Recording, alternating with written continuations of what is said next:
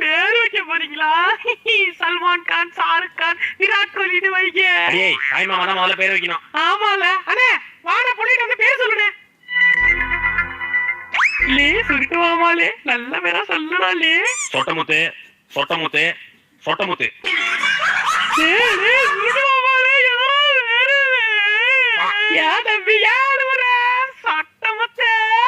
OYO பேர வாத்துவா என்னவா வேற. ஏ சட்டமுத்து சட்டமுத்து.